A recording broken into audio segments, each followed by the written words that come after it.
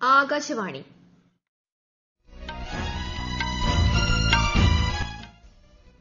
നമസ്കാരം. വാർത്തകൾ വായിക്കുന്നത് ലിഖിത വിജയൻ.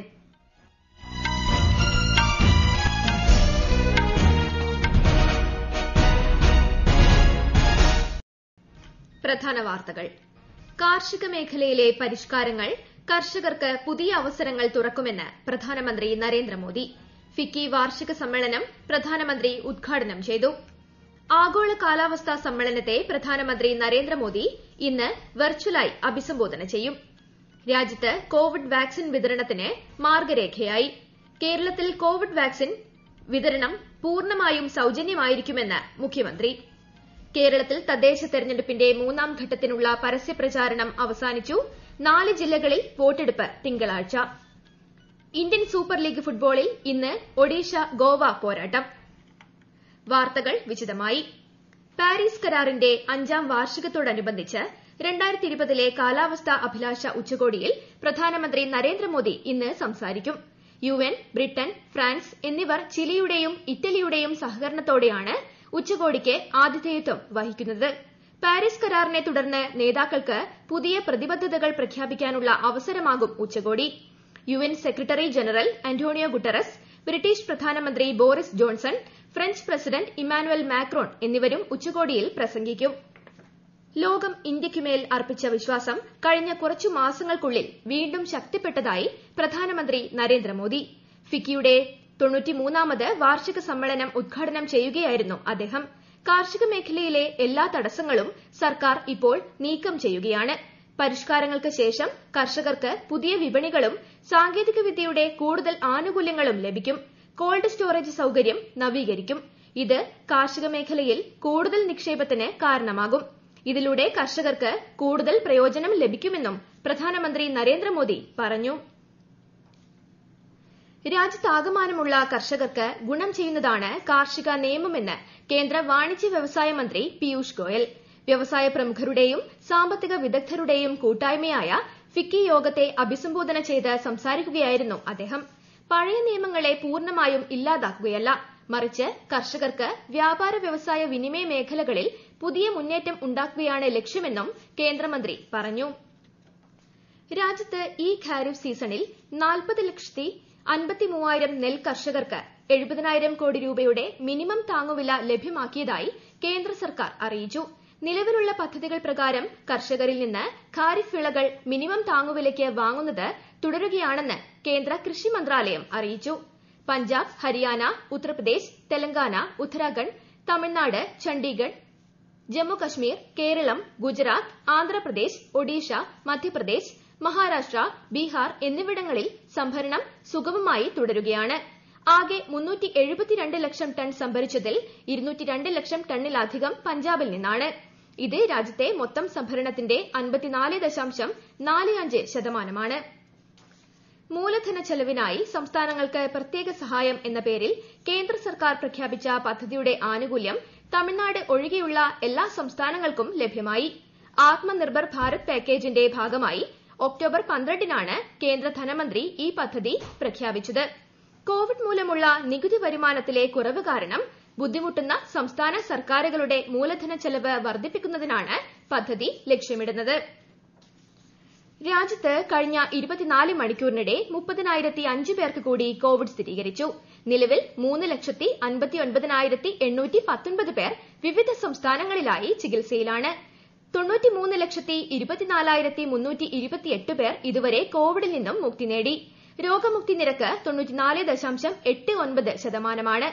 442 പേരാണ് കഴിഞ്ഞ 24 മണിക്കൂറിനിടെ മരിച്ചത്. ഇതോടെ കോവിഡ് ബാധിച്ച് മരിച്ചവരുടെ ആകെ എണ്ണം 1,42,628 രാജ്യത്ത് ഇതുവരെ 98 ലക്ഷത്തിലധികം പേർക്കാണ് കോവിഡ് രോഗബാധ സ്ഥിരീകരിച്ചത്. രാജ്യത്ത് കോവിഡ് വാക്സിൻ വിതരണത്തിന് മാർഗരേഖയായി. പ്രതിദിനം ഒരു കേന്ദ്രത്തിൽ 100 പേർക്ക് വാക്സിൻ നൽകും. വാക്സിൻ സ്വീകരിച്ചവരെ ചുരുങ്ങിയത് അരമണിക്കൂർ നിരീക്ഷിക്കണം. പാർശ്വഫലങ്ങൾ ഉണ്ടാവുന്നതായി കണ്ടാൽ ആശുപത്രിയിലേക്ക് മാറ്റണം. ആശുപത്രികൾക്ക് പുറമെ ഹാളുകളും വാക്സിൻ കേന്ദ്രങ്ങളാക്കും. ഇത് സംബന്ധിച്ച് കേന്ദ്ര സർക്കാർ സംസ്ഥാനങ്ങൾക്ക് മാർഗരേഖ നൽകി. മെഡിക്കൽ വിദ്യാഭ്യാസത്തിന്റെ ഉന്നത നിലവാരത്തിന് സർക്കാർ മുന്തിയ പരിഗണനയാണ് നൽകുന്നതെന്ന് കേന്ദ്ര ആരോഗ്യമന്ത്രി ഹർഷവർദ്ധൻ. ന്യൂഡൽഹിയിലെ ഹാർഡിഞ്ച് മെഡിക്കൽ കോളേജിൽ വിദ്യാർത്ഥികളെ അഭിസംബോധന ചെയ്ത് സംസാരിക്കുകയായിരുന്നു അദ്ദേഹം. ഈ വാർത്തകൾ ആകാശവാണിയിൽ നിന്ന്.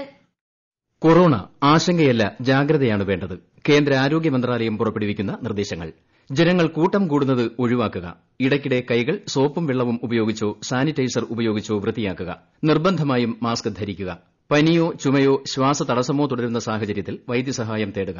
കൊറോണയെ സംബന്ധിച്ച വിവരങ്ങൾക്ക് ആരോഗ്യ മന്ത്രാലയത്തിന്റെ 1075ലും ദിശയുടെ 1056ലും ബന്ധപ്പെടാം. കേരളത്തിൽ ഇന്ന് 5949 പേർക്ക് കോവിഡ്-19 സ്ഥിരീകരിച്ചു.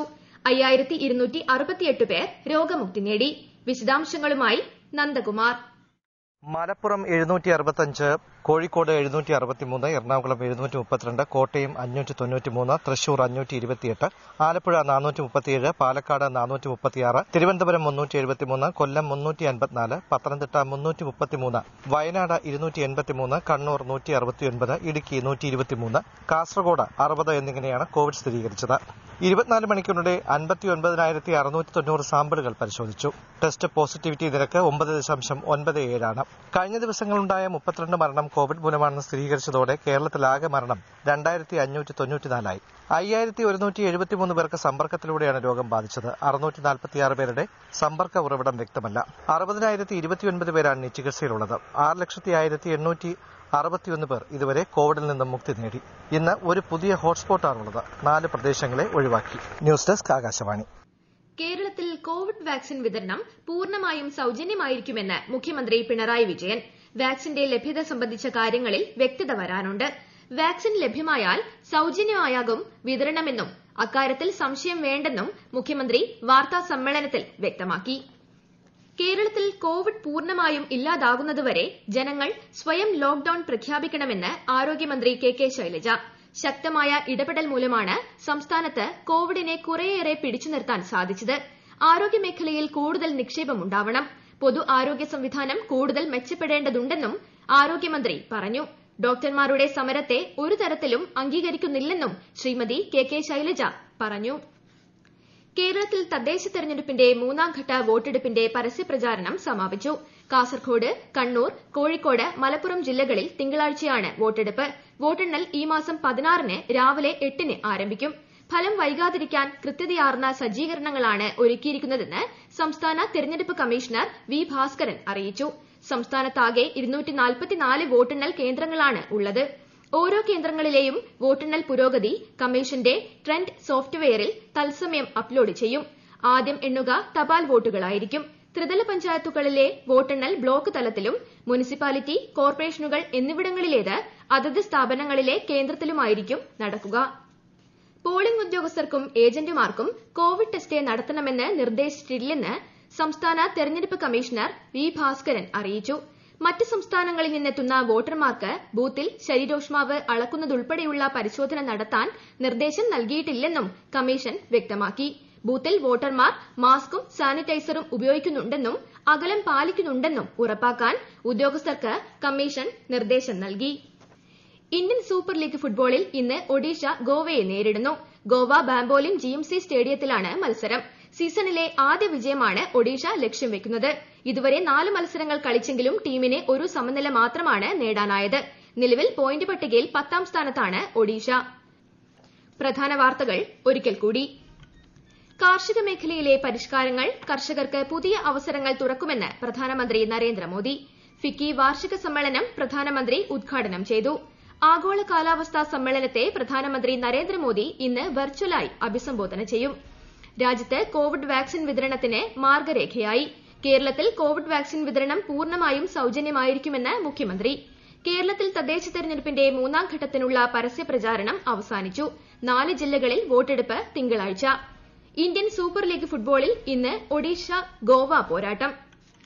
വാർത്തകൾ കഴിഞ്ഞു. ഞങ്ങളുടെ വാർത്തകളും വാർത്താധിഷ്ഠിത പരിപാടികളും all India radio news Thiruvananthapuram എന്ന യൂട്യൂബ് ചാനലിൽ ലഭ്യമാണ്.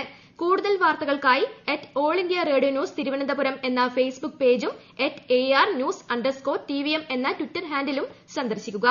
അടുത്ത വാർത്താ പ്രക്ഷേപണം രാത്രി 9-ന്.